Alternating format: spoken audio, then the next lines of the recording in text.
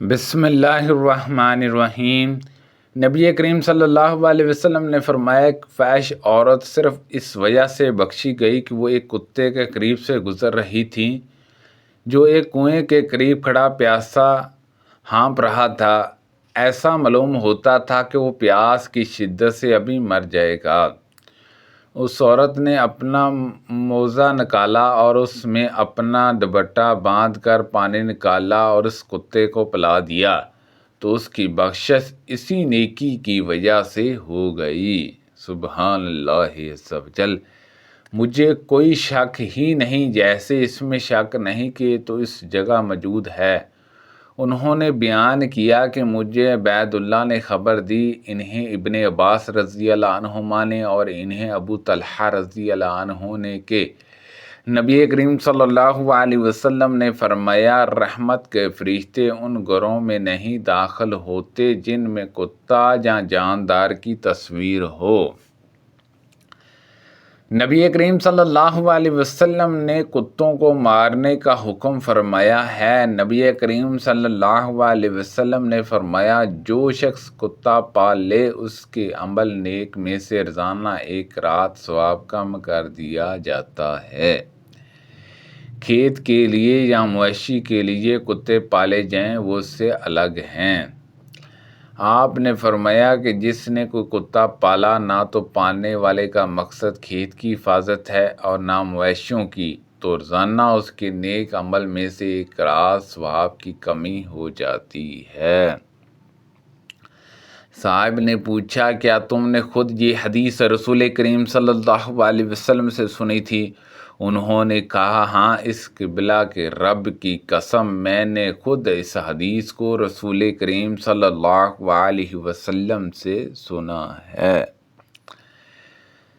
نبی کریم صلی اللہ علیہ وسلم نے فرمایا، اللہ پاک نے آدم علیہ السلام کو پیدا کیا تو ان کو 60 ہاتھ لمبا بنایا، پھر فرمایا کہ جا اور ان ملائکہ کو سلام کر، دیکھنا کن لفظوں میں وہ تمہارے سلام کا جواب دیتے ہیں، کیونکہ وہی تمہارا اور تمہاری اولاد کا طریقہ اسلام ہوگا۔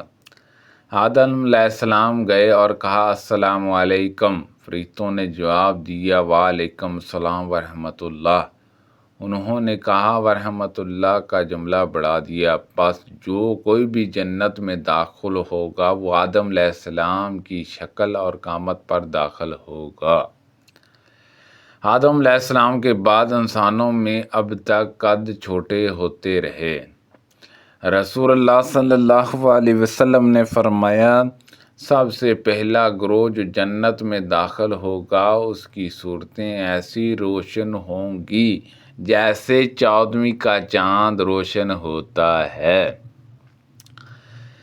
پس جو لوگ اس کے بعد داخل ہوں گے وہ آسمان کے سب سے زیادہ روشن ستارے کی طرح چمکتے ہوں گے۔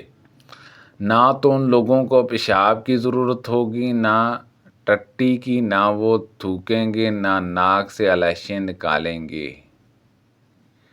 ان کے کنگے سونے کے ہوں گے اور ان کا پسینہ مشک کی طرح ہوگا، ان کی انگوٹھیوں میں خوشبودار عود جلتا ہوگا، یہ نہایت پاکیزہ خوشبودار عود ہوگا۔ ان کی بیویاں بڑی آنکھوں والی حوریں ہوں گی، سب کی صورتیں ایک ہوں گی، یعنی اپنے والد آدم علیہ السلام کے قد و قامت پر 60 ہاتھ اونچی ہوں گی۔ ام سلیم رضی اللہ عنہا نے عرض کیا، یا رسول اللہ صلی اللہ علیہ وسلم، اللہ تعالیٰ حق بات سے نہیں شرماتا، تو کیا اگر عورت کو احتلام ہو تو اس پر بھی غسل ہوگا؟ آپ نے فرمایا کہ ہاں، بس طریقہ وہ طری دیکھ لے۔ ام المومنین ام سلمہ رضی اللہ عنہا کو اس بات پر ہنسی آ گئی اور فرمانے لگی، کیا عورت کو بھی احتلام ہوتا ہے؟ آپ نے فرمایا، اگر ایسا نہیں ہے تو پھر بچے میں ماں کی مشابہت کہاں سے آتی ہے؟ حضرت عبداللہ بن سلام رضی اللہ عنہ کو جب رسول کریم صلی اللہ علیہ وسلم کے مدینہ تشریف لانے کی خبر ملی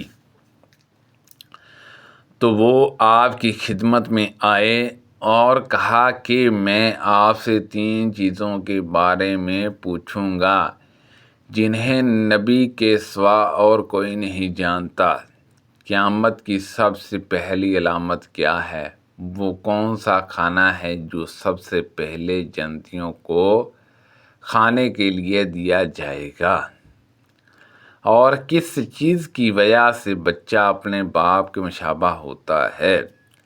آپ صلی اللہ علیہ وسلم نے فرمایا کہ جبرائیل علیہ السلام نے ابھی مجھے آ کر اس کی خبر دی ہے۔ اس پر حضرت عبداللہ رضی اللہ عنہ نے کہا کہ ملائکہ میں تو یہی یہودیوں کے دشمن ہیں۔ ان حضرت صلی اللہ علیہ وسلم نے فرمایا قیامت کی سب سے پہلی علامت ایک آگ کی صورت میں ظاہر ہوگی جو لوگوں کو مشرق سے مغرب کی طرف ہانک کر لے جائے گی۔ سب سے پہلا کھانا جو اہل جنت کی دعوت کے لیے پیش کیا جائے گا وہ مچھلی کی کلیجی پر جو ٹکڑا لٹکا رہتا ہے وہ ہوگا۔ اور بچے کی مشابہت کا جہاں تک تعلق ہے تو جب مرد عورت کے قریب جاتا ہے اس وقت اگر مرد کی منی پھیل کر جاتی ہے تو بچہ اسی کی شکل و صورت پر ہوتا ہے، اگر عورت کی منی پھیل کر جائے تو پھر بچہ عورت کی شکل و صورت پر ہوتا ہے۔ یہ سن کر حضرت عبداللہ بن سلام رضی اللہ عنہ بول اٹھے، میں گواہی دیتا ہوں کہ آپ اللہ کے رسول صلی اللہ علیہ وسلم ہیں۔ پھر عرض کیا، یا رسول اللہ صلی اللہ علیہ وسلم، یہود انتہا کی جھوٹی قوم ہے۔